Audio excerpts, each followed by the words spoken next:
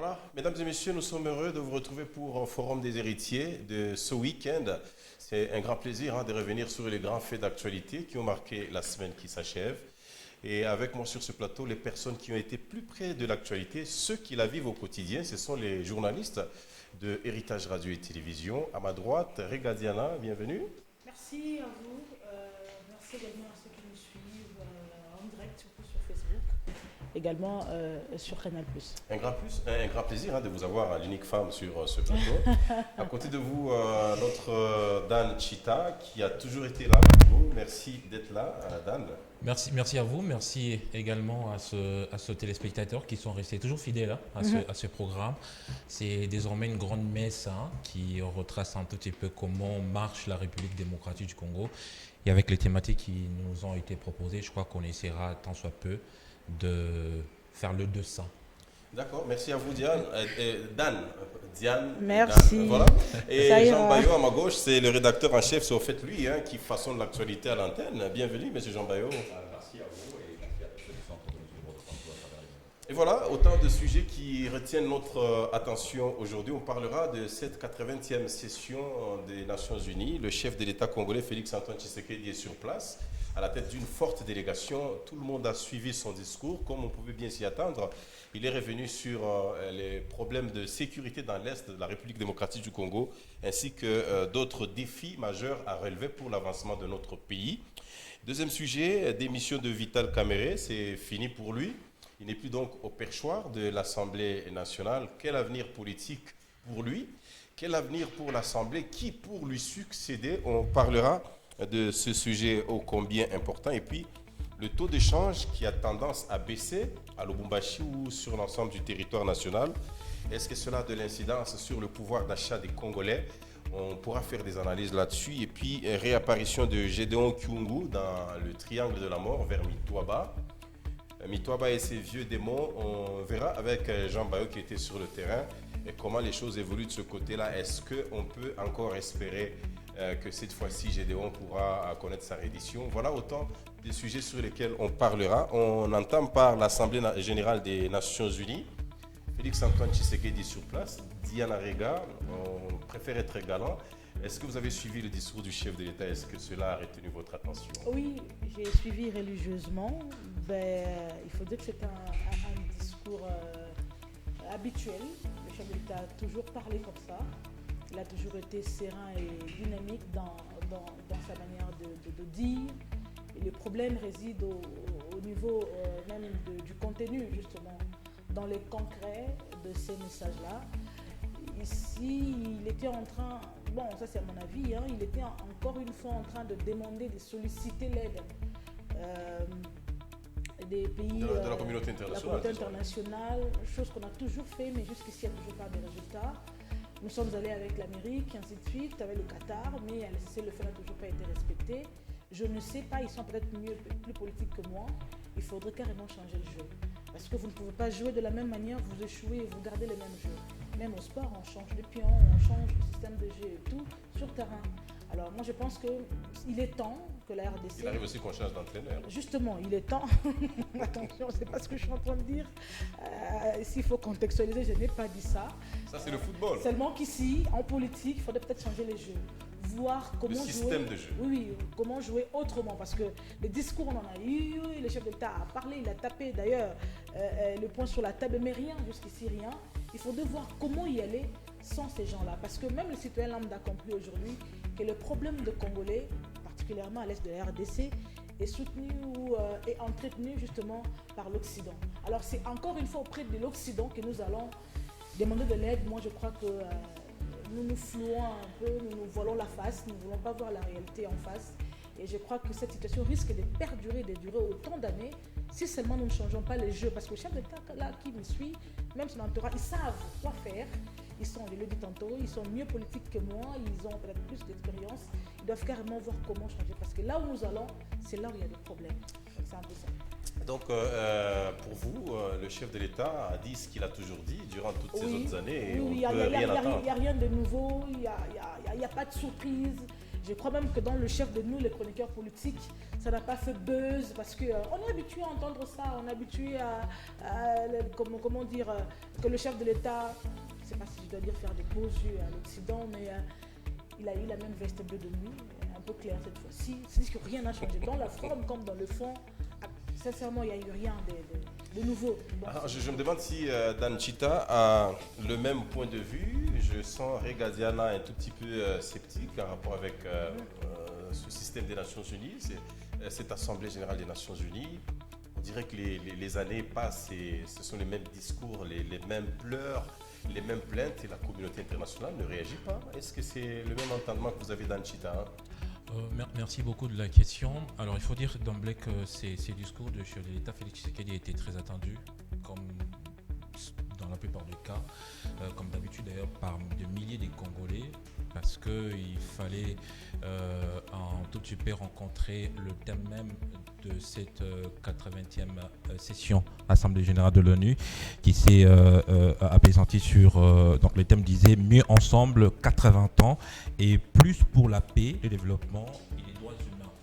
Moi je crois qu'en partant du thème, c'était une tribune offerte à Félix Tshisekedi pour d'abord faire on va dire, peindre un petit peu ce qui se passe avec le pourparler de Washington, Doha. Le chef de l'État est revenu sur les processus de Doha et de Washington pour montrer combien ces deux démarches, ces deux pourparlers étaient très salutaires par le gouvernement congolais. Donc il est revenu sur cet aspect des choses.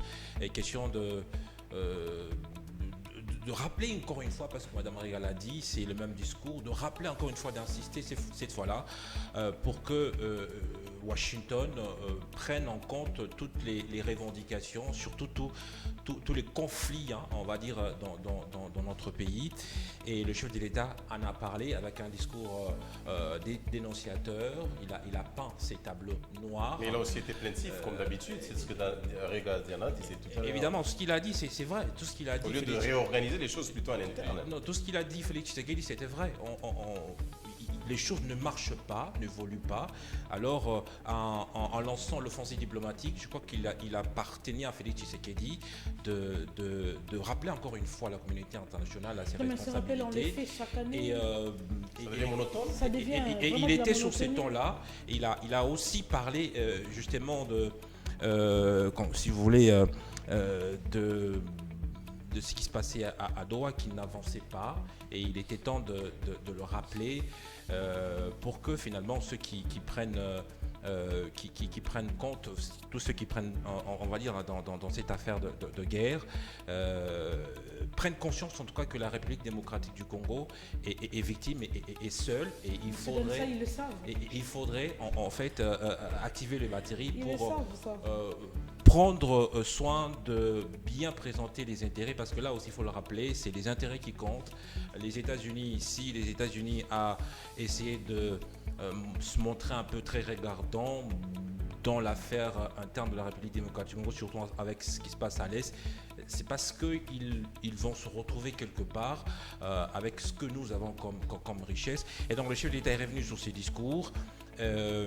Plaintif, vous l'avez dit, oui, on peut le dire, mais aussi dans l'autre temps, c'était pour que la communauté internationale finalement reconnaisse les génocides congolais, parce que les penses internationales, c'est ça les lobbying. Il faudrait que ce qui nous regarde de l'extérieur comprenne qu'il y a des milliers et des milliers de Congolais qui sont morts, et qu'il appartient maintenant à la communauté internationale de comprendre ces enjeux-là, et les chefs de l'État c'est beaucoup plus apaisanti sur ces temps-là. Alors, Monsieur Jean Bayot, on a entendu les deux premiers intervenants. On s'est rendu compte que finalement les Congolais, à travers les propos, les Congolais se lassent.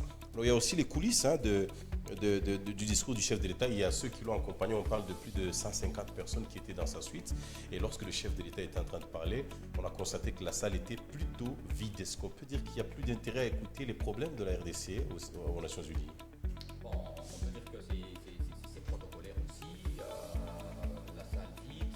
Bon, c'est aussi par rapport à temps. Quand est-ce que le président de la République a pris la parole. C'était déjà tard.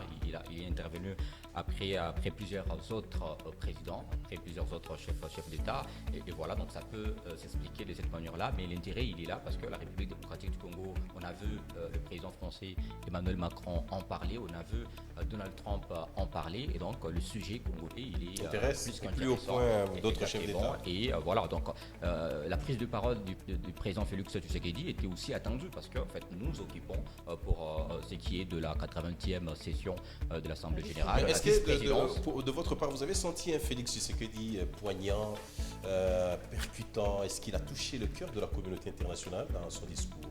Bon, ça a déjà été dit sur ce plateau, c'est des rédits auxquels on assiste depuis un temps, parce que le sujet, il est là et ça n'évolue pas. Félix Tshisekedi, dans son discours, il commence par peindre les tableaux de ce qui se passe dans la partie orientale du pays, les massacres commis par les rebelles soutenus par le Rwanda, c'est connu de tous.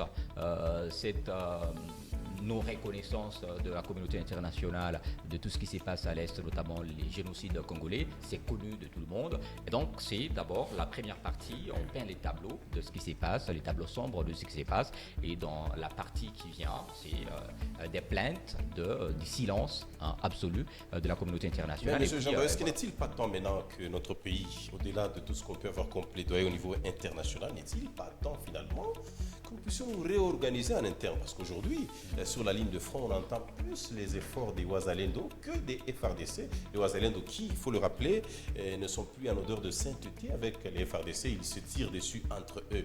Mais ça, c'est encore compliqué parce que nous devons tout d'abord compter sur notre armée que sur ces patriotes volontaires. Bon, en fait, l'organisation dans le contexte congolais, c'est compliqué, cette organisation à laquelle vous faites allusion, parce que en fait, nous sommes dans un conflit beaucoup plus international, régional, et qui nécessairement a des implications extérieures. Vous parlez du Rwanda, il y a l'Ouganda également. Le Rwanda a aussi des parapluies, a aussi des pays qui les soutiennent, et donc y aller de cette manière-là, en comptant sur ses propres efforts, l'issue peut ne pas être favorable. C'est comme ça qu'on ne peut que compter sur l'effort ou les efforts de la communauté internationale, et ça, c'est pratiquement ce qui se passe dans presque tous les conflits avec la Palestine, avec l'Israël, avec notamment l'Ukraine. C'est au fait chaque pays dans ce qui est des conflits, surtout quand ces conflits-là engagent 2-3 pays, on a toujours ces bénéfices à avoir avec bien sûr les autres pays, et c'est en fait évident pour la République démocratique du Congo de compter sur ses partenaires, notamment internationaux. Alors Danchit, à vous qui avez suivi de près ce qui se passe aux Nations Unies, en amont du discours de notre président de la République, Félix Tshisekedi, j'attendais que Paul Kagame aussi vienne donner sa version des faits, parce que c'est lui qui est pointé du doigt en ce qui concerne les conflits armés ou l'insécurité dans la partie orientale du pays. Est-ce que Paul Kagame est absent à cette session? Il est là? Qu'est-ce qu'il a dit? Non, Paul Kagame n'est pas absent. Rwandais n'est pas parti Il n'est pas absent parce que sa voix s'est fait entendre via son représentant, c'est-à-dire son ministère des Affaires étrangères, qui a d'ailleurs revenu sur les discours plusieurs fois répétés par Paul Kagame, s'en inquiétait même de ce qui se passe à l'organisation interne. On a parlé de Ouazalendo, le Rwanda s'inquiète de la montée, on va dire, en puissance de l'organisation même de Ouazalendo. Et donc c'était, même du côté du Rwanda, c'était un discours plaintif. Mais pour revenir aussi à d'autres aspects, c'est que le Rwanda, comme on l'a dit tout à l'heure, cette guerre devrait porter beaucoup plus sur les intérêts des uns des autres. Le Rwanda, le Qatar, c'est vrai qu'il nous fait les bons offices dans ce pourparler, mais il faut dire que le Qatar investit beaucoup alors au Rwanda.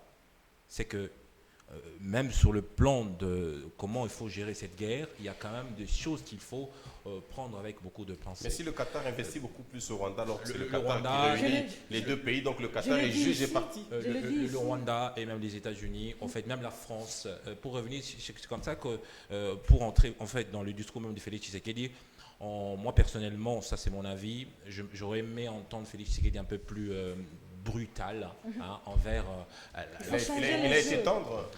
envers la France. Bon, on a senti un peu de la diplomatie, un peu de la complaisance, c'est vrai, mais vous allez vous rappeler du discours du maréchal qui restait même célèbre et légendaire dans son histoire politique.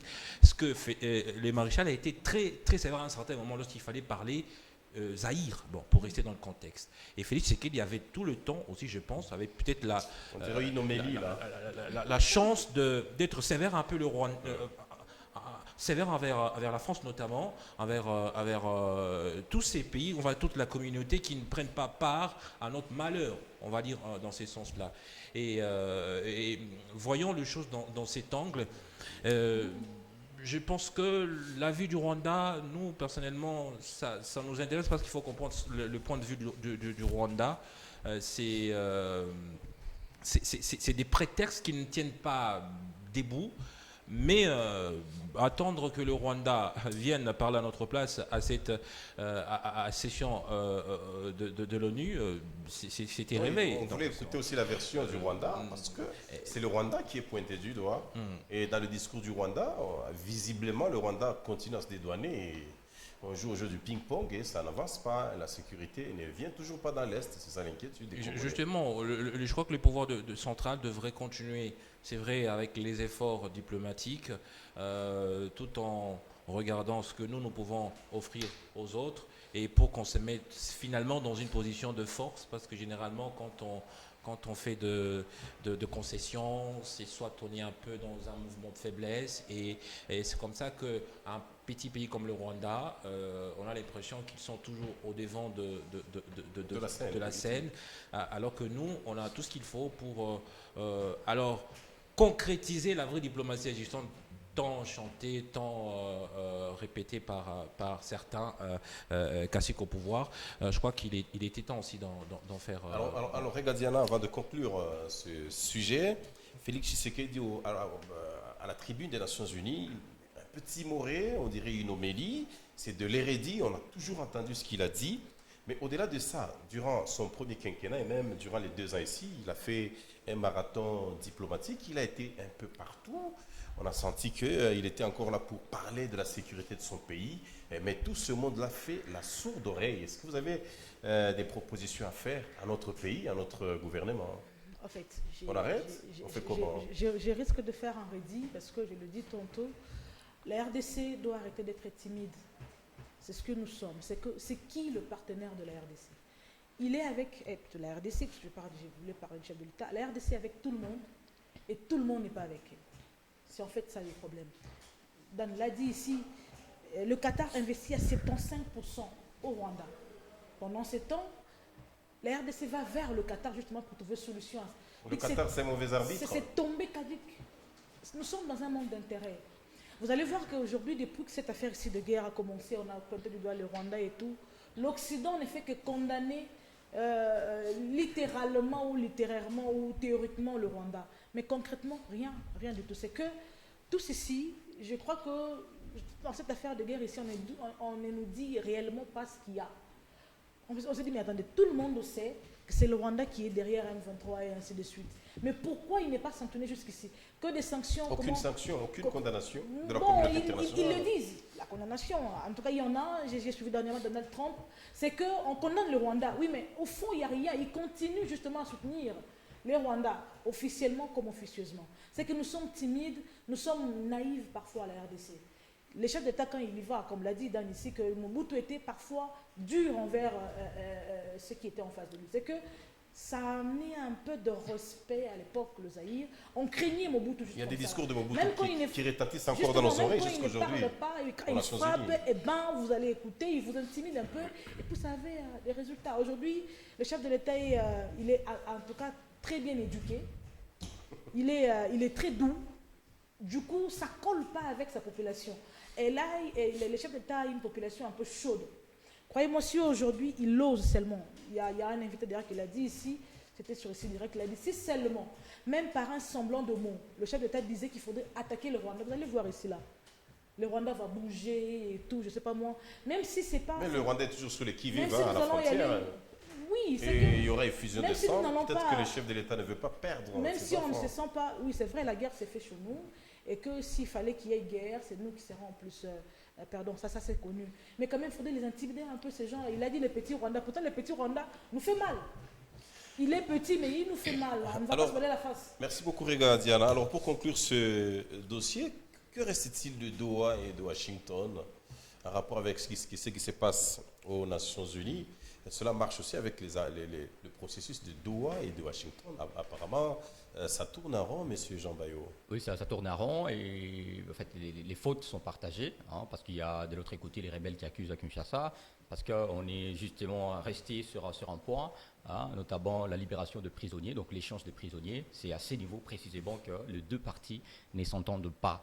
Alors, pour revenir au point soulevé, notamment à quel niveau ça barde, à quel niveau ça ne marche pas, moi je trouve que c'est aussi notre position, la position prise par la République démocratique du Congo depuis un certain moment, puisque c'est vrai, les lobbying qui a été fait par notamment les ministères des Affaires étrangères, on l'a salué, parce que ça fait bouger un tout petit peu les quatre coins du monde. Nous avons vu l'Union européenne prendre des décisions contre le Rwanda. Quelques personnalités, les hautes personnalités du Rwanda étaient sanctionnées par l'Union européenne, mais un tout petit peu on a assisté à un certain relâchement. À quel niveau? C'est quand Kinshasa est allé vers les États-Unis. Et c'est à ces moments-là que les intérêts économiques sont entrés en jeu. Vous allez vous rendre compte aujourd'hui que la France, quand elle vient nous soutenir, quand elle vient prendre la position de la République démocratique du Congo, c'est parce qu'elle croit qu'au final, il y aura son intérêt. Alors quand on s'affiche directement avec les États-Unis, à travers un contrat économique, un contrat minier, et donc pour l'Europe, pour les autres pays, les autres puissances, ça laisse croire que c'est plus les États-Unis qui vont se retrouver contre toutes ces puissances-là. Et c'est comme ça que la Russie, aujourd'hui, juste après qu'on s'affiche avec les États-Unis, la Russie, qui était en quelque sorte partante pour venir soutenir la cause congolaise, s'est retirée.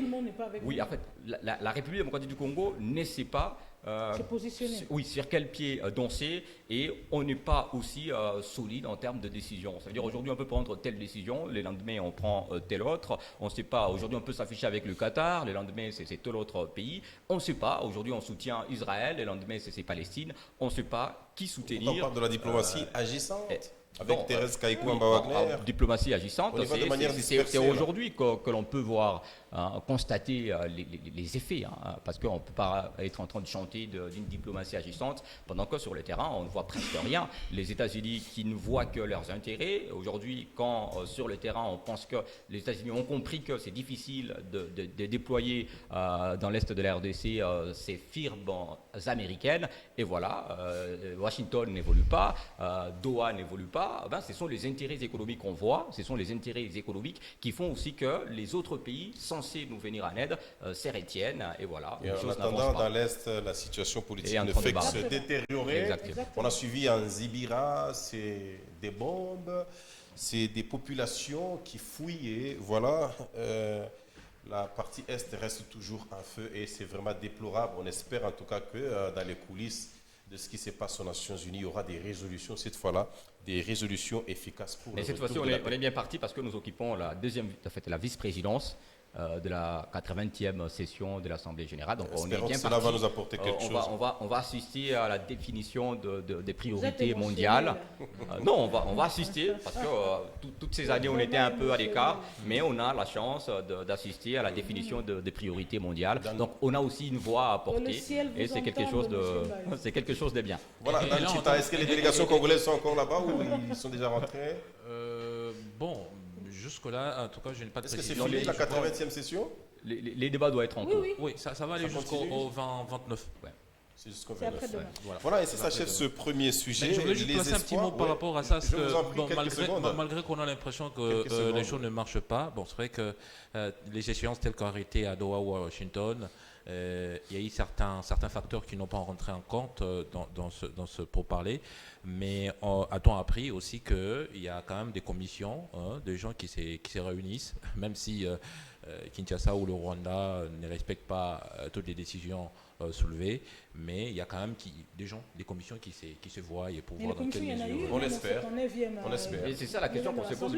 Comment on est arrivé à la signature, par exemple, de l'accord des principes alors qu'on ne s'était pas encore mis d'accord sur certaines réalités, par exemple l'échange de prisonniers, parce que quand déjà on signe un accord des principes, c'est là, revient à dire que on est d'accord quelque part de tout ce qui va suivre. Il faut qu'il y ait des mesures de suivi, Oui, justement, alors, mais s'il n'y en a pas, c'est on tourne à en ce rond et niveau-là c'est que fini. l'on doit aussi remettre en cause D'accord. les Alors, on va travaux conclure le abattus premier sujet. par la ministre des Merci. Affaires étrangères. Merci les amis, on conclut le premier sujet. On va attaquer le tout deuxième que nous avons prévu, c'est l'actualité justement à l'Assemblée nationale. Chez nous, en République démocratique du Congo, on a tous suivi la démission de Vital Kamerhe, les adieux de Vital Kamerhe au père Chouard. Et puis, à partir des États-Unis où il se trouve, le chef de l'État congolais, Félix Antoine Tshisekedi, a réagi justement à cette démission, disant qu'il n'était pas au courant. Il apprenait comme tout le monde à la radio et à la télévision que Vital Kamerhe avait démissionné. Alors, je voudrais une fois de plus commencer par Rega Diana. Qu'est-ce que ça vous a fait, cette démission de Vital Kamerhe? Tout le monde s'y attendait. Et comment vous avez trouvé ce geste de Vital Kamerhe? Bon, nous connaissons VK comme un homme galant. C'était sans surprise qu'il puisse démissionner. Mais s'il faut dire qu'il est sorti par la grande porte, je dirais non, parce qu'il a commencé par demander pardon aux élus. Et puis après, ils ont fait semblant de ne pas entendre. Les pardons de VK, Vital Kamerhe. Est-ce que demander pardon, c'est un aveu d'échec? Ils le nous sommes en reconnaissent, politique, on lui reproche? Nous ne sommes pas à l'église, nous sommes ici en politique. C'est à l'église où on demande pardon et puis oui, ça se c'est à termine. l'église où on demande pardon, puis on vous écoute, vous faites même la pitié. Mais en politique, c'est coup sur coup. Il faut dire que Vital Kamerhe a mieux fait, au lieu d'attendre quand la motion, qu'il parte comme les élus ont prévu. Démissionner, c'était une bonne affaire, même si ça ne résout rien. Au lieu de se faire humilier. Oui, même si ça ne résout rien quand il s'agit de sa carrière ou de son avenir politique. Ça ne change rien qu'il puisse démissionner ou que ce soit par motion. Ça revient au même, il quitte le perchoir et ça met en mal son avenir politique puisque dans pas longtemps il y aura 2028.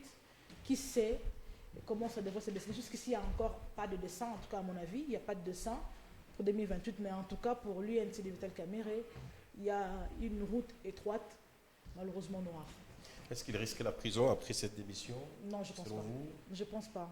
Parce qu'il l'a déjà faite, cette prison. Non, même pas. Vous pensez qu'il ne sera plus à la barre? Je ne pense pas qu'il risque la prison ou quoi que ce soit. Non. Je crois qu'il sera dans son coin pour un bon bout de temps. Il va dans l'opposition, selon vous? Je ne pense pas qu'il le fera non plus. Parce qu'il faut dire que c'est un monsieur, je ne sais pas, Vital Kamerhe, il est un peu... il tient à son image. C'est quelqu'un qui tient compte de ce que les autres pensent de lui. Voilà, le pacificateur. Il tient compte de ce que l'autre, l'image qu'il renvoie, de ce qu'il ne voudra pas aller cette fois-ci dans l'opposition, même si on sait qu'il ne sera plus, il n'aura plus les deux pieds dans l'union sacrée, mais quand même il va rester dans son coin, genre silencieux ou un centriste qui ne va plus, qui sera plus dans la scène politique. Mais non, en tout cas, parmi les griefs, on lui a beaucoup reproché d'être calme, de ne pas parler, de ne pas condamner la guerre de l'Est. Et il le sera davantage cette fois-ci. Ça, c'est votre point de vue. On verra la suite. Alors, Dan Chita, je suis maintenant à vous. Nous avons suivi hier, après la démission de Vital Kamerhe, la commission chargée d'examiner cette pétition a sauvé les autres membres qui étaient justement visés par cette pétition. Vital Kamerhe est donc parti seul avec Dominique Munongoïna-Mizi, qui était sa rapporteure, mais les autres, Jacques Njoli, Chimène Poli, et puis je vais trouver le nom de la troisième personne. Ces personnes-là ont été sauvées après examen minutieux de leur dossier. Est-ce qu'on peut dire que c'est Vital Kamerhe justement qui a été visé? Alors, merci. Les autres ont été sauvés. Je crois que dans l'émission passée, nous l'avions relevé sur ce plateau que dans l'affaire, en tout cas, Vital Kamerhe, on a même dit que la messe était déjà dite au regard de griefs déjà portés contre lui. Nous étions en train de tenter qu'il fallait peut-être qu'il se prépare et jusqu'au hier, on a eu raison de le dire. Parce que Vital Kamerhe savait, en tout cas, qu'il a été vomi par pas seulement la classe politique d'une manière générale, mais vaut mieux aussi par ses partenaires. Il le savait, et même quand on le sentait dans son discours de son mea culpa, on sentait que c'était quelqu'un qui s'est rendu compte qu'il était vomi et que les discours laissaient transparaître beaucoup de non-dits, hein, et il est resté galant. Je ne pense pas. Je ne pense pas qu'il a été galant, mais peut-être qu'il n'avait pas le choix. Il n'avait pas le choix de démissionner.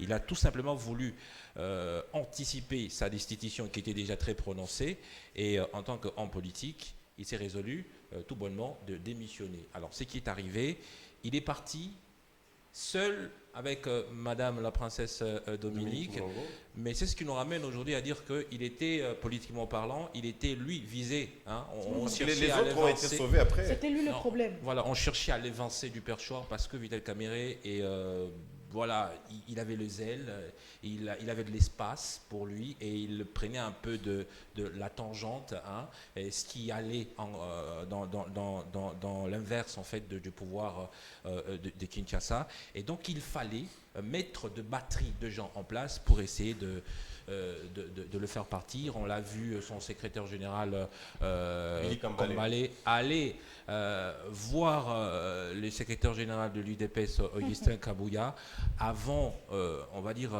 les deux secrétaires généraux ont eu des choses à se dire. Et donc, ils se sont dit des choses, et Vital Kamerhe a accepté de partir et s'asseoir comme tous les autres parlementaires. Et vous pensez que ces relations avec son partenaire Félix Tshisekedi, permettez-moi de l'appeler comme ça, leurs relations vont être entamées? Oui, les relations. Déjà, il faut dire. Vital Kamerhe et Félix Tshisekedi, ils vont garder les bons contacts. Oui, mais quand Vital Kamerhe démissionne, la réaction de Félix Tshisekedi, son allié, ne s'est fait pas. On n'a pas attendu, en tout cas, sa réaction. Le chef d'État a réagi en disant que je le considère jusqu'ici comme mon allié politique. Ouais, ça c'est bien, c'est une très belle phrase, mais ce qu'il a dit après, c'est à moins que lui-même décide de faire autrement. Et c'est ce qui est venu. En tout cas, j'étais un peu les discrédits sur sa première phrase. Et pour Félix Tshisekedi, il regarde Vital Kamerhe de loin. Et moi, je pense que Vital Kamerhe est très perdant quand même dans cette affaire. Voilà, très perdant. Bon, en fait, ce qu'il faut dire, c'est que Vital Kamerhe, ce n'est pas pour la première fois qu'il est évincé, qu'il perd un poste aussi important. Sous Kabila, c'était la même chose. Et il renaît. Oui, mais le Vital Kamerhe sous Kabila et le Vital Kamerhe de maintenant, ce n'est pas la même chose. Non, mais le Vital Kamerhe de maintenant semblait beaucoup plus puissant que celui de l'époque Kabila, parce que l'actuel Vital Kamerhe est un partenaire politique. Il allait chercher ce pouvoir avec Félix Tshisekedi. L'actuel Vital Kamerhe, il était visiblement plus. Mais en 2009, Vital Kamerhe était plus crédible qu'aujourd'hui. Vous avez posé la question à Mme Rega pour savoir s'il va rejoindre l'opposition. Elle a dit non, elle ne pense pas. Elle ne va pas le faire. C'est avec raison, parce que même dans l'opposition, bon, qui va l'accueillir avec bras ouverts? Donc il y a déjà certains qui ont cherché des positionnements, et donc Vital Kamerhe devrait être crédible même dans l'opposition ou même dans la majorité enfin la majorité au pouvoir. Il est quelque part dans la vie politique. Il y a un peu le flou dans son avenir, et je crois que je me dis. Il a toujours été souple ou réservé? Oui, il a toujours été souple. C'est la souplesse. Là peut-être qu'il va se taire un peu plus longtemps. Alors, M. Jean Bayo, c'est à vous maintenant. Dans l'opinion, on parle de ce Vital Kamerhe qui était prêt à boucher ou à stopper le projet de changement de la Constitution. On l'a entendu, on a entendu ce débat par le passé, qui s'est éteint à un certain moment. Est-ce que Vital Kamerhe est évincé parce que, avec sa position à la tête du perchoir à l'Assemblée nationale, il pouvait être un obstacle pour ce projet de changement de la Constitution? Bon, pas seulement pour le projet de changement de la Constitution. Vital Kamerhe, c'est un intelligent. Vital Kamerhe, c'est quelqu'un de correct, de vrai. Alors, on ne peut pas, avec Vital Kamerhe... Son point de vue, il faut le respecter. Oui, quand il est dans sa fonction de président de l'Assemblée, c'est quelqu'un de correct, c'est quelqu'un qui sait gérer les débats, c'est quelqu'un qui sait c'est quoi le débat républicain, c'est quoi le débat qui ne l'est pas. Et pour ce qui est de l'Est de la RDC, il l'a prouvé, parce que Vital Kamerhe était parmi ceux qui appelaient justement, bien qu'étant de la majorité présidentielle, il était là en train d'appeler au dialogue dès le départ. Donc il était Mais aujourd'hui, parmi ça lui ceux coûte cher. qui ont appelé, exactement, il était avec son fameux programme de l'aide de cyclone, il appelait justement au dialogue dès la prise de Bunagana.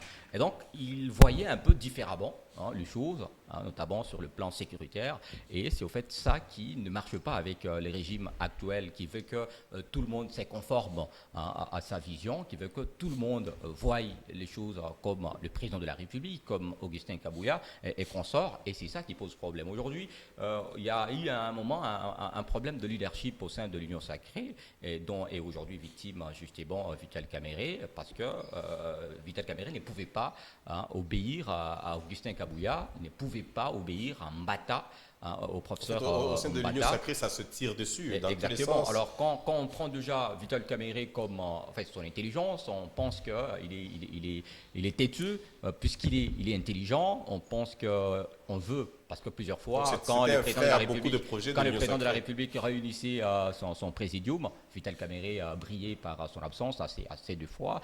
Quand c'est Mbata qui réunissait les autres membres du était absent présidium, toujours, hein. Vital Kamerhe n'y était pas et avançait toujours de raison.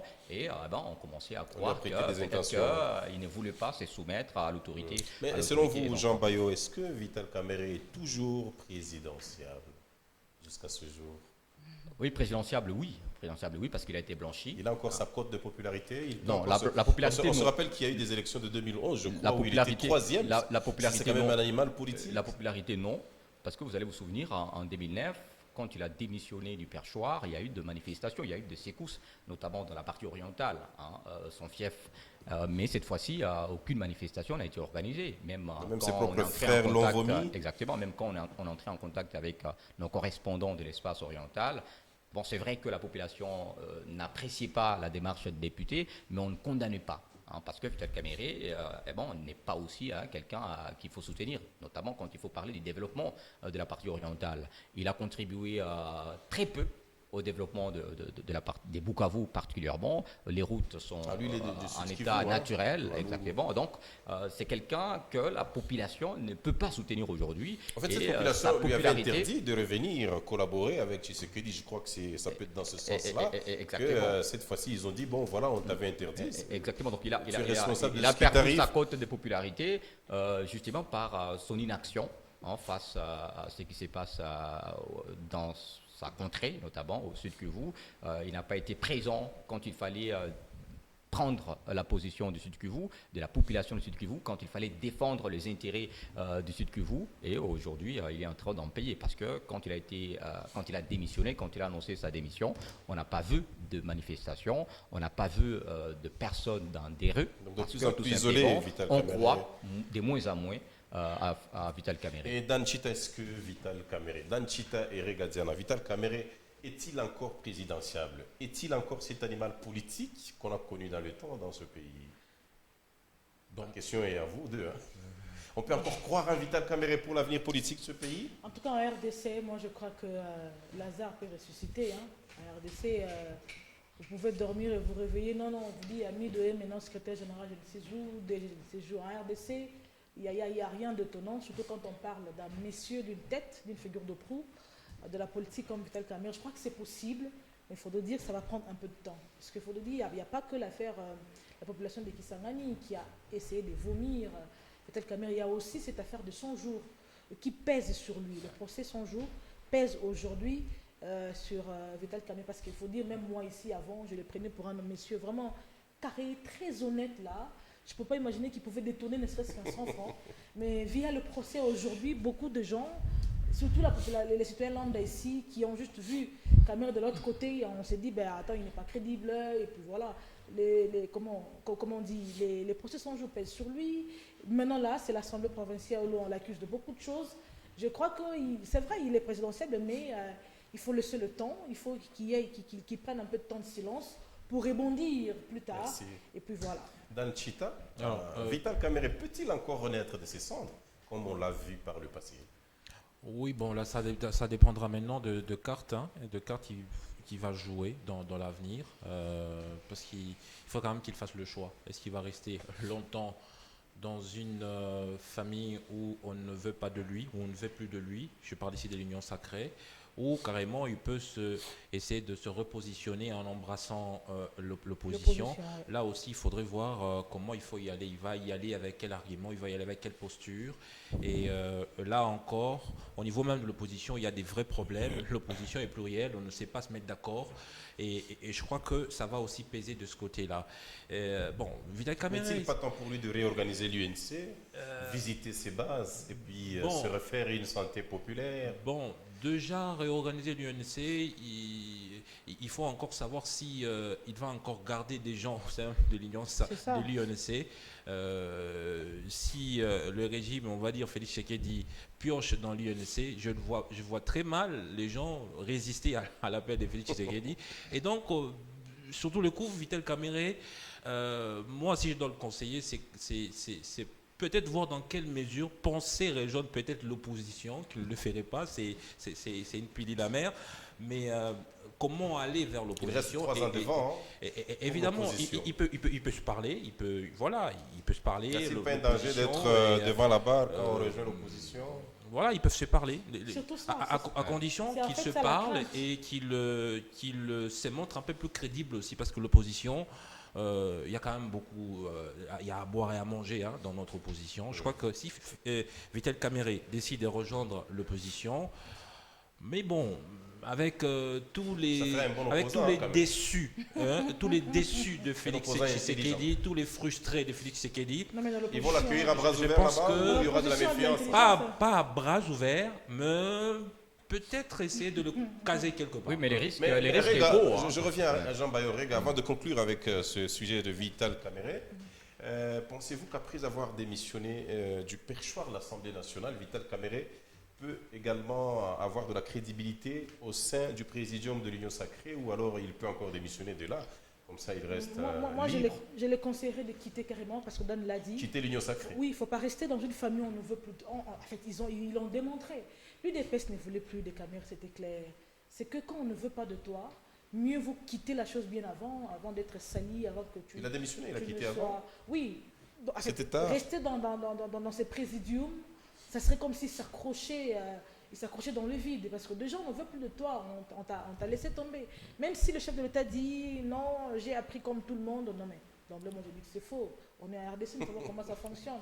C'est qu'il y a eu une phrase, un petit message qui a fait qu'aujourd'hui Kamerhe ne soit pas à la tête de l'Assemblée nationale. Donc il y a eu quelqu'un dans les hauts lieux qui tirait les ficelles. Mieux vaut se retirer, rester tranquille pendant un bon bout de temps, puis réfléchir après, voir comment se relancer plus tard. Voilà, bonne chance donc à Vital Kamerhe. Et surtout que la mentalité aujourd'hui des Congolais a évolué. C'est-à-dire le Congolais aujourd'hui n'est plus celui de 2000 ou de 2011. Voilà, c'est vrai qu'il y a quand même l'instruction. Les Congolais est instruit maintenant. Parce que les discours tenus autrefois par des politiques, des discours qui étaient, on va dire, des discours avec beaucoup de make-up, aujourd'hui, avec beaucoup de make-up. Aujourd'hui, ça ne passera peut-être pas, ça passera peut-être difficilement. Justement. Et donc, quand vous aviez prêché, par l'exemple, que vous-même vous êtes tombé dans le faux drap ou dans le sale drap, vous avez une mauvaise presse, et donc le Congolais aujourd'hui garde des archives. Voilà, il est très regardant. 10 ans plus tard, on peut vous le ressortir. Voilà, merci mesdames et messieurs, madame et messieurs. Après ce deuxième sujet concernant Vital Kamerhe, à qui nous souhaitons une bonne chance, parce que c'est quand même un acteur majeur politique de notre pays. On espère que dans les jours à venir, il pourra se remettre de ce choc, de ce coup, et qu'il pourra encore, comme l'avait dit Félix, jouer un autre rôle politique dans ce pays. On attend voir. L'avant-dernier sujet, troisième et avant-dernier sujet, le taux d'échange sur le marché congolais. Aujourd'hui, on a constaté qu'il y a une baisse assez sensible, assez importante, du taux d'échange sur le marché. J'étais au centre commercial de Lubumbashi tout à l'heure. Ça se sent quand vous côtoyez un cambiste, il vous dit que le taux ne fait que baisser. Est-ce que cela peut-il avoir de l'incidence sur le panier de la ménagère? Jean Bayo, c'est à vous. Je vous accorde la parole d'abord pour nous planter le décor. Est-ce que cette situation date de combien de jours et sur le marché, quel est le constat que vous avez fait en rapport avec les prix des denrées? Non, les constats ont été faits il y a de cela une semaine, d'abord par les opérateurs économiques. Comment le taux a commencé? On était d'abord à la banque à 2900, Et puis, les taux a baissé à 2700 à la banque. Et c'est à ce niveau-là que les opérateurs économiques, eux, qui partent changer les francs en dollars et puis les remettent aux cambistes. Et les constats ont été faits d'abord par eux et l'information est arrivée auprès de cambistes, les cambistes qui ont appris que le taux à la banque avait baissé. Mais il y a trop de spéculation parce que il n'y a pas... c'est arrivé brusquement et la façon dont c'est arrivé, c'est ça qui fait qu'aujourd'hui, nous assistons à une sorte de spéculation sur le marché, notamment le marché noir, parce que les cambistes sont dans ce qu'on appelle le marché noir. Et aujourd'hui, les taux à Lubumbashi, jusqu'à hier, c'était à 2600. Donc, 260, $1 pour 2600 francs. Exactement. Donc, $100, c'est 260 000. Oui, alors qu'il y a peu, c'était 285 000. Oui, alors qu'à la banque, le taux est de 270. 270, oui, il y a quelque chose. Et donc, c'est au fait ça à quoi on assiste aujourd'hui, à ce qui concerne cette baisse. Cette baisse qui, aujourd'hui, fait qu'il y a tellement de réactions, parce que l'opinion est divisée. Divisée en ce sens qu'il y a ceux qui pensent qu'il s'agirait tout simplement d'une manipulation politique. Les politiques qui seraient en train de manipuler la monnaie, puisqu'on nous parle il y a des rumeurs sur le fait que le gouvernement ou les ministres en charge du budget auraient déversé de dollars, de billets de dollars, oui, pour faire disparaître le franc, ou pour inonder les marchés de dollars. Et cette pratique est condamnée par certains spécialistes, par certains analystes qui disent que si tel est le cas, et donc la baisse risque de ne pas trop continuer. C'est possible que l'on puisse retourner au taux normal, voire même remonter, parce que si ce sont des dollars qu'on a déversés, parce que déjà les quelques cambistes ou les opérateurs économiques avec qui on est entré en contact nous ont laissé savoir que vu qu'ils veulent rester prudents parce qu'ils ne sont pas rassurés que la baisse est réelle, ils optent pour une option, ça veut dire ils conservent leur monnaie, ils conservent leurs capitaux, ils ne sortent pas leur argent. Et comme conséquence, il y a de moins en moins en circulation la monnaie locale, donc le franc congolais. Donc pour une fois, le franc congolais est valorisé. Oui. Aujourd'hui, si vous avez les francs congolais, vous êtes beaucoup plus rassuré que quand vous avez les Exactement. dollars. Donc les dollars, il y en a suffisamment, il y en a en grand nombre, mais c'est les francs que les opérateurs économiques ne veulent plus libérer, justement parce qu'ils ne sont pas rassurés de la suite. Voilà, l'unique femme de ce plateau nous dira la température sur le marché en rapport avec cette baisse de dollars. Depuis cette chute constatée en rapport avec le dollar sur le marché, vous avez été dans le shopping, vous étiez au marché, oui, le prix des légumes, le prix de la farine. C'est ça, c'est ça. Quel est le constat que vous avez fait en tant que femme? C'est justement ce qui énerve. Je sais pas moi, c'est écœurant de constater que c'est vrai. Sur le marché, le taux a vraiment baissé, mais il n'y a rien qui change sur le panier ménagère. C'est que l'huile, on l'achetait, je ne sais pas moi, à 9, le petit bidon là à 9 000. Le petit bidon de combien de litres? Comment c'est 1,5 litre. Là, on est en plein panier de la ménagère. Vraiment en plein panier. 1,5 litre, c'était à 9 000 francs. Aujourd'hui, ça se vend à 9 000 francs. C'est qu'au marché, rien ne change. Moi, je crois que la question, je ne suis pas trop forte en économie, mais c'est qu'il faudrait quand même dédollariser justement le franc congolais. Il faudrait que la monnaie congolaise reprenne sa valeur face à cette dépendance justement du dollar.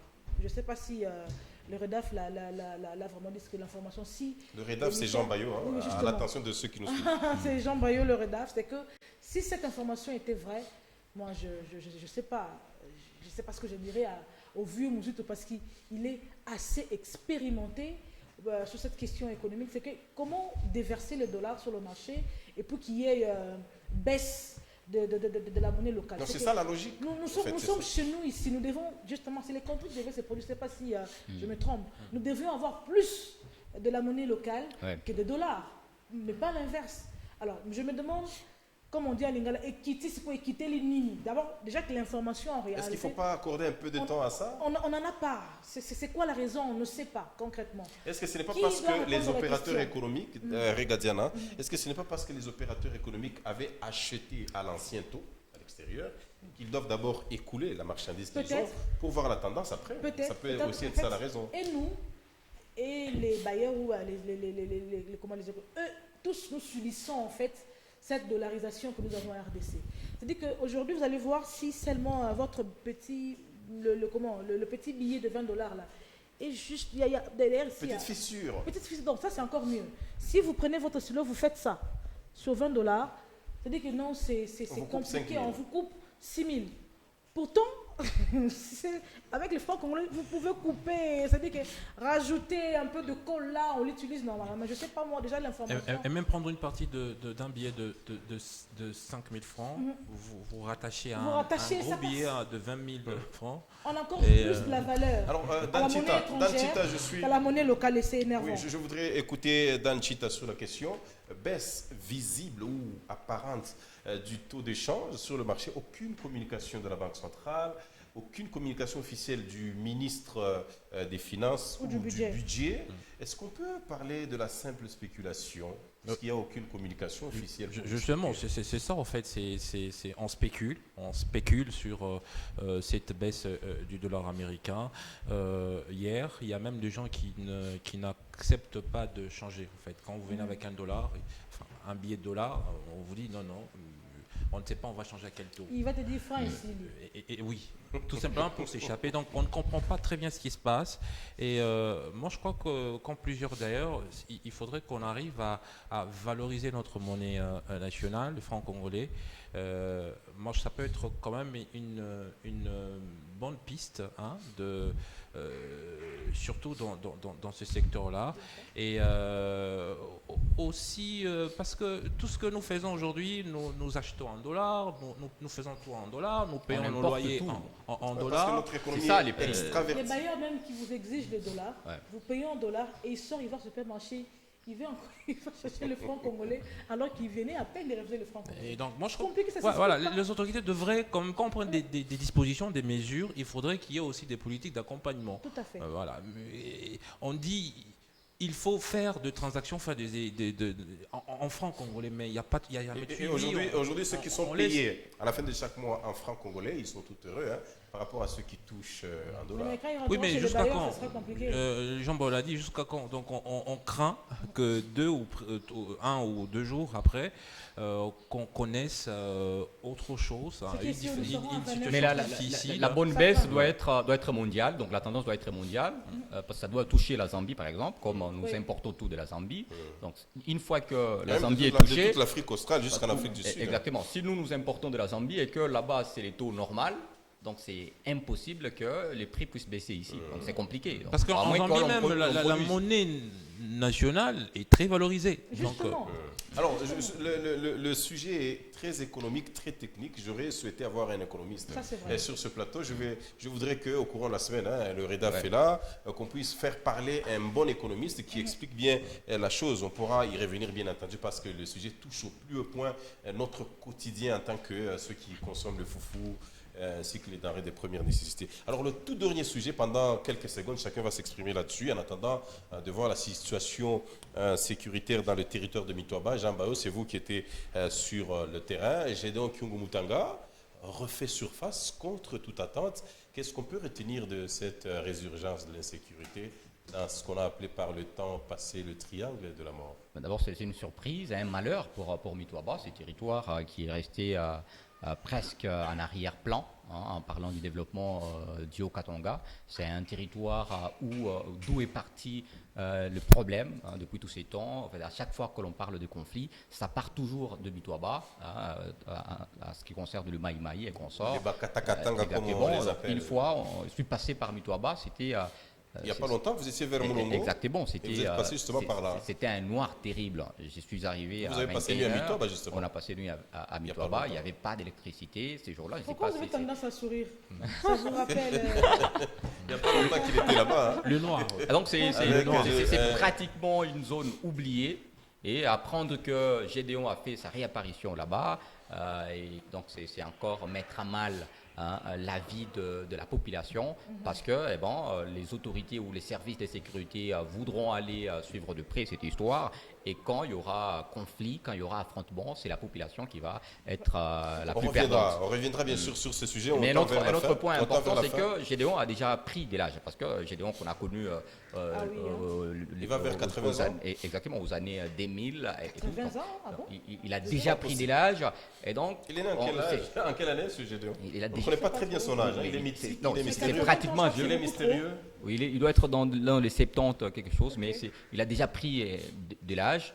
Et donc, c'est la jeunesse qui est mise en mal. Il reste le leader incontesté de tout ce coin-là. Est-ce qu'il est encore très écouté? Il a encore la même ampleur qu'avant, Gédéon? Bon, peut-être avec ce qui se passe aujourd'hui, avec ce qui se passe, c'est pour ça que le gouvernement central doit militer pour réduire les frustrations qu'il y a dans les communautés, parce qu'aujourd'hui, avec cette réapparition, on ne pouvait pas s'y attendre il y a quelques années, parce que le Haut-Katanga était vraiment calme. Oui, il était dégoûté jusqu'ici. Il n'y avait pas des factions. Il était dégoûté jusqu'ici, mais voir cette mobilisation autour de Gédéon, donc on peut penser que il y a certaines couches de la population qui gardent quelque chose. Merci. Alors, Danchita, un petit mot sur cette recrudescence de l'insécurité dans le territoire de Mitoba. Cela vient après une certaine déclaration du général Edi Kapent. Et puis, du coup, Gédéon réapparaît. Est-ce qu'il y a... On a réveillé un chat qui dormait ou c'est un fait de hasard? Mais est-ce qu'on ne savait pas où Gédéon était pendant tous ces temps? Qu'est-ce qu'il y avait? Il a toujours été là, on doit connaître là où il est. Évidemment. On ne l'a jamais attaqué. En fait, moi je prends ça pour un mauvais signal quand même, parce qu'au moment où on parle de l'unité nationale, où on parle de Rosalendo qui sont pas très maîtrisables, il y a maintenant Gédéon qui réapparaît. Demain, on risquerait de nous dire que, parce que Gédéon, il faut le connaître, il draine de foule. Il y a beaucoup de nos compatriotes qui sont avec lui, qui l'écoutent. Les jeunes manipulés. Voilà, très manipulés. Et ils n'ont que Gédéon comme leader, comme guide et tout ça. Et donc, il faudrait très vite que les autorités, nos autorités, prennent des dispositions pour essayer de comprendre. Mais pourtant, les autorités dont vous parlez, M. Danchita, excusez-moi, Gédéon a déjà fait sa reddition, on l'a déjà vu ici à Lubumbashi, logé ici. Il était même à la prison de Kassapa où il avait réussi à s'échapper. Est-ce que derrière Gédéon, n'y a-t-il pas des autorités qui entretiennent un flou, qui le poussent derrière pour qu'il puisse agir de cette manière? Ce n'est pas la première fois qu'on va demander à l'attaquer ou à faire sa reddition. Ouais, c'est vrai. Bon, lorsqu'on écoute notamment M. Thierry Mukelukele, qui connaît très bien Gédéon, pour l'avoir côtoyé, et même M. Noxea Louembe. Il a même participé dans plusieurs de ses rééditions, il y était pour beaucoup. Et donc il y a de ce côté, je ne sais pas si je suis mieux placé pour expliquer ça, il y a un peu de côté mystique en fait. Gédéon fonctionne avec deux esprits. À un moment donné, c'est un sorcier, Gédéon. À un moment donné, moi j'ai eu des questions que j'ai posées quand même. À un moment donné, les esprits peuvent arriver et Gédéon décide de se déplacer. Quand il se déplace, et c'est tous ces mondes en fait qui le suivent. Ouais. Il est très mystique, Gédéon. Voilà. Et il y a même, je vais vous faire une petite anecdote, c'est que... rapidement, on va chuter avec cette émission. Oui, alors, il y a quelqu'un qui m'a laissé entendre que quand Gédéon, quand vous voyez les Mai Mai passer, c'est que Gédéon est passé il y a longtemps. C'est qu'eux suivent le trace de Gédéon. Donc, il y a ce côté mystique que les autorités connaissent aussi très bien, pour l'avoir entendu, l'avoir offert une demeure sanctueuse. Et je crois que ce sont des choses qui peuvent se solutionner. Alors, regarde, Diana, on va chuter complètement avec vous en ce qui concerne Gédéon. Je vous connais percutante. Gédéon, qui réapparaît cette fois-ci, aller vers lui, négocier une reddition ou l'attaquer, le capturer? Bon, jusqu'ici, moi j'ai l'impression que nous allons un peu trop vite. Gédéon était congolais. Vous avez une proposition? L'attaquer ou solliciter sa reddition? Ni l'un ni l'autre, parce que jusqu'ici, j'ai même, puisque M. Dan fait allusion à Thierry Mukelekele, j'ai lu un article de Thierry Mukelekele qui disait il n'a rien fait de mal, il est allé à l'enterrement, il est sorti le 11 juillet, puis le 23 septembre. C'est-à-dire que non, c'est un Congolais qui a perdu un proche. Il est juste allé assister à l'enterrement. Alors on connaît là où il a fait des déclarations on connaît alors là où il habite. C'est tout ce qu'il a, oui. Il n'a pas été menaçant? Non, il n'a rien fait de mal. Mais ses propos, c'est ça qui dérange. Parce en fait, moi, je n'ai pas suivi ses propos, je parle de l'article de Thierry Mukelekele. Vous le citez, oui, je le cite. Oui, je vois l'article, je l'ai même d'ailleurs appelé. Il m'a dit non, il n'a rien fait, il est sorti, et puis mais seulement. C'est quelqu'un qu'il faut bien surveiller. Et ses ambitions sécessionnistes, on peut les oublier ou c'est un cheval à surveiller? Il faut carrément surveiller Gédéon. C'est vrai, il a pris de l'âge, comme le dit Jean Bayo, mais attendez, il draine la foule derrière lui, il manipule la population. Il y a des gens qui croient vraiment en lui. Oui, il y a des gens qui croient en lui. Ça peut faire mouche à tout moment. Il y a des gens derrière à qui il fait peur. Peut-être que moi, quand vous dites Gédéon, sérieusement, j'ai peur. Parce que j'ai le vois un peu comme mon enseignant et tout. Je ne l'avais jamais vu comme ça là, mais quand même, c'est quelqu'un qu'il faudrait surveiller de près. Quand il réapparaît, je ne pense pas que c'est la première fois qu'il y a eu un deuil dans ses proches ou quoi. Pourquoi? Quand il y a eu deuil maintenant qu'il apparaît, c'est maintenant avec tous les drapeaux. Ça veut dire qu'on connaît la géolocalisation de Gédéon. Il y a moyen d'aller chez lui, dans son village, là où il est. Il y a moyen de le voir comme ça. S'il ne dérange pas, pourquoi vous allez le voir? Vous risquez de rêver quelqu'un qui est en train de dormir. Moi, je pense que le message aussi du général y est pour quelque chose. Bon, il peut aussi, vouloir sortir de son ombre pour attendre un soutien possible de l'extérieur. Voilà, donc on peut vraiment. On espère qu'il ne fera vraiment rien. C'est possible qu'il y ait des politiques derrière lui qui le poussent à faire je ne sais combien quand même. Il faut les surveiller. On espère vraiment qu'il n'y aura rien. On va suivre de près la situation sécuritaire dans le triangle de la mort. Je parle ici de cette partie-là du territoire de Mitouaba.